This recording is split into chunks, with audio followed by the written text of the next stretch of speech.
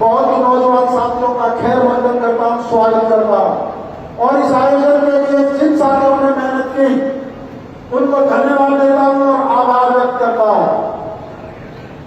संविधान निर्माता बाबा साहब ने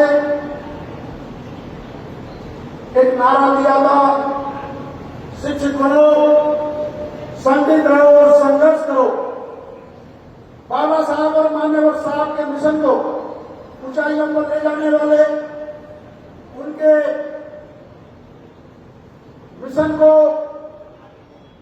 खींचने वाले संघर्ष के दम एडवोकेट चंद्रशेखर आजाद जी ने भी एक नारा दिया है कि शिक्षित बनो, संगठित रहो, संघर्ष करो और शासक बनो।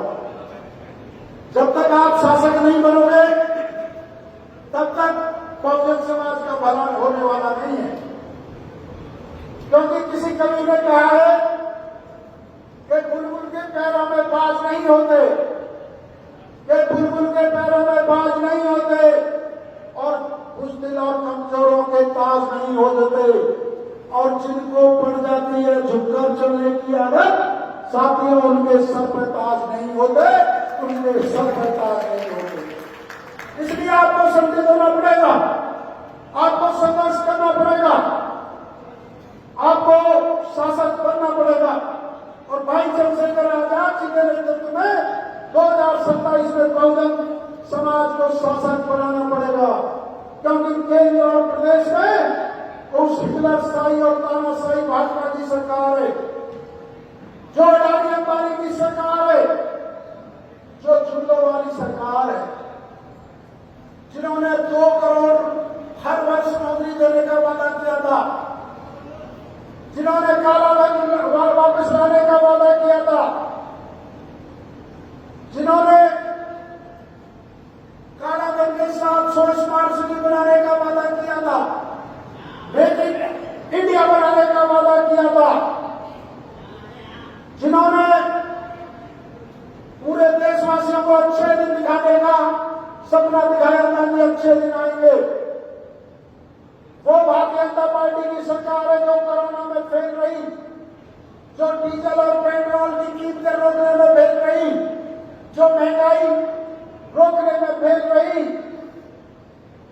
जो देश में नोटबंदी कराकर जितने नोट जब्त किए थे उससे ज्यादा वापस नोट जमा हो गए, उसमें फेल रही, जिन्होंने जीएसटी के द्वारा सबसे ज्यादा टैक्स भारतवासियों पर लगाए 28% और 18%, उस भारतीय जनता पार्टी से आपका मुकाबला है,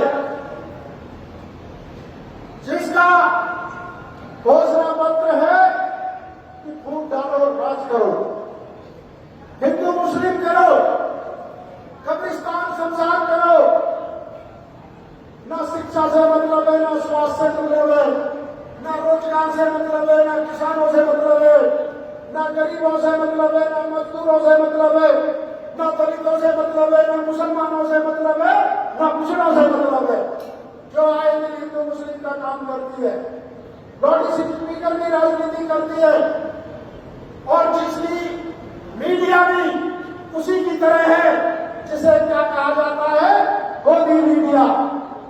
गोदी मीडिया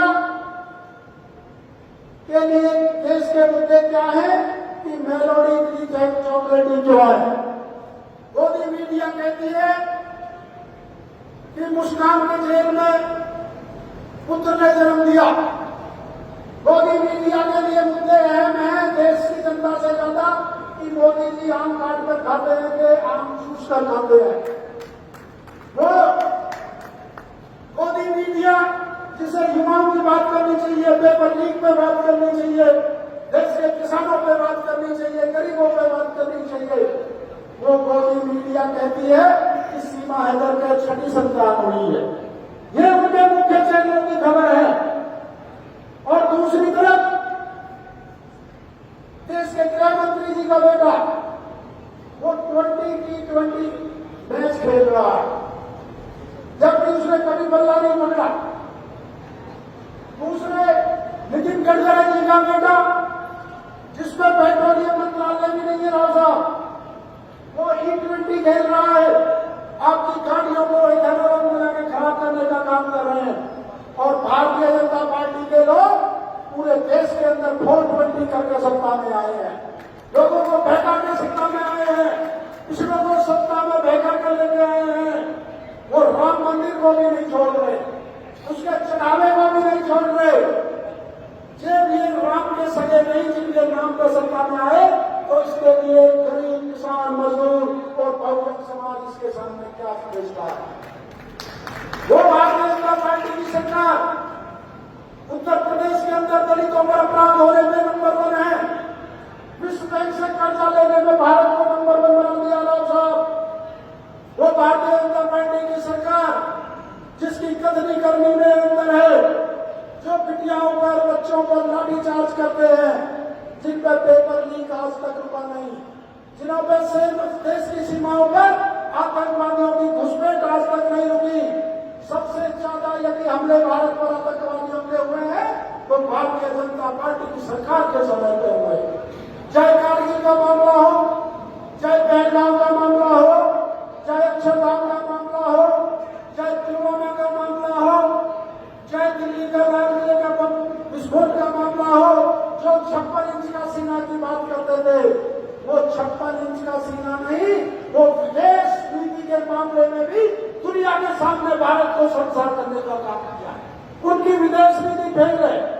सबसे ज्यादा टैरिफ आज भारत पर लगा हुआ है, सबसे ज्यादा। मैं इसलिए कहना चाहता हूं कि इस तानाशाही और इंटरशाही सरकार को उतारकर अपनी सरकार बनाओ, क्योंकि उत्तर प्रदेश के केवल 3 कप्तान हैं, दलित, पिछड़ा और मुसलमान कप्तान है। आप तीनों की एकता बनाओ और ये एकता भारतीय जनता पार्टी को उतार के फेंक देगी। ये नगीना मॉडल को अपनाओ, जो नगीना मॉडल में हिंदू मुस्लिम एकता ने भारतीय जनता पार्टी को 1.5 लाख वोटों से हराने का काम किया था। आप लोग संगठित हो जाओ, बहुजन समाज बनाओ, संगठन को मजबूत करो, क्योंकि भारतीय राजनीति में यदि कोई नेता है जो बुलडोजर नीति का जवाब दे सकता है तो उसका नाम है भाई चंद्रशेखर आजाद। अकेला एक नेता है जो विपक्ष की भूमिका आज निभा रहा है, जो और पार्टियों को भूमिका निभानी चाहिए थी, जिनको आपने वोटें दी, जिनकी आपने सरकारें बनाई, जिन पार्टियों को आपने सत्ता में लाया, जब आप लोगों को जरूरत पड़ी वो आपकी लड़ाई में सामने नहीं आए। भाई चंद्रशेखर आजाद जी वो नेता है जो मुस्लिम समाज के लिए जेल जाने वाले एनआरसी के मामले में पिछले एक हिंदू नेता थे। तो इसलिए भाई चंद्रशेखर जैसा से जिनके नेतृत्व में आपको सरकार बनानी है, आपको संगठन को मजबूत करना है, आपको गांव-गांव जाना है, आपको गांव-गांव जाना है।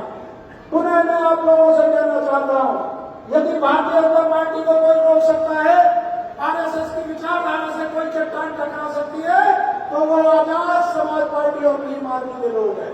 बताओ मदद करोगे या नहीं करोगे? बताओ 2027 में से एकता को मजबूत करोगे या नहीं करोगे? बताओ केतली पे बटन दबा के बहुजन समाज को शासक बनाने का काम करोगे या नहीं करोगे? क्योंकि भारतीय जनता पार्टी जिसका किसान, गरीब, मजदूर से कोई लेना देना नहीं, कोई लेना देना नहीं है। उन्हें पता है तुम्हें केवल हिंदू मुस्लिम राजनीति करनी है।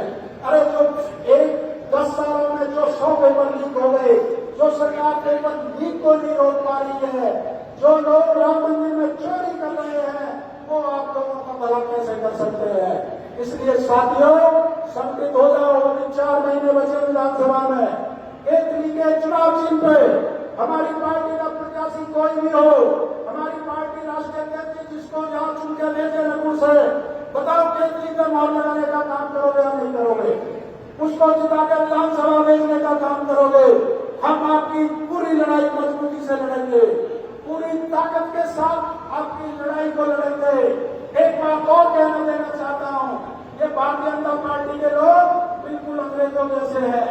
अरे अंग्रेजों ने हम पर लाठीचार्ज किया, जलियांवाला बाग किया, वो तो अंग्रेज थे। इन्होंने दिल्ली के अंदर बहनों पर डंडे बरसाए, आंसू गैस के गोले बरसाए, वो तो अपने देश के बच्चे थे, वो तो अपने देश के छात्र थे। तो इनको, इन काले अंग्रेजों को आपको भगाना है। ये अंग्रेजों की तरह फूट डाल के राज करेंगे, ये भाई को भाई से लड़ाएंगे। जब जब आपकी ताकत बनेगी, ये स्टेट ताकत को खराब करने का काम करेंगे। एक बात मैं आजाद समाज पार्टी के लोगों के लिए कहता हूं कि रुकते नहीं, और ये वो तूफान है जो कभी रुकते नहीं, जो कभी रुकते नहीं। ना तो मियां ठंडे से डरते हैं, आजाद समाज पार्टी और भीम आर्मी के क्रांतिकारी सिपाही, ना गोली से डरते हैं। जान जानिए जाएगी, मौत आ रही है आएगी, लेकिन जहां आपके बहुजन समाज के हक अधिकार की बात आएगी, जहां के आरक्षण की बात आएगी, जहां मुस्लिम भाइयों के मान सम्मान की बात आएगी, अपनी जान की बाजी लगाकर भी आप लोगों की रक्षा करेंगे और आप लोगों के साथ चट्टान बनकर खड़े रहेंगे। एक बार भाई चंद्रशेखर आजाद जी के हाथ मजबूत करके देखो, क्योंकि आप सुबह से लोग बैठे हो। मैं पुनः तमाम साथियों का, तमाम कार्यकर्ताओं का दिल की गहराइयों से धन्यवाद देता हूं और 2 लाइन के अपनी बात समाप्त करता हूं। एक खामोश बनकर जिसकी रक्षा हवा करे, एक खामोश बनकर जिसकी रक्षा हवा करे, अरे वो समा क्या मुझे करेगी जिसे रोशन खुदा करे। बहुत बहुत धन्यवाद, बहुत बहुत आभार सभी का, दिल से धन्यवाद आयोजन कमेटी का, तमाम नेताओं का, तमाम क्रांतिकारी पदाधिकारियों। जय भीम, जय भारत।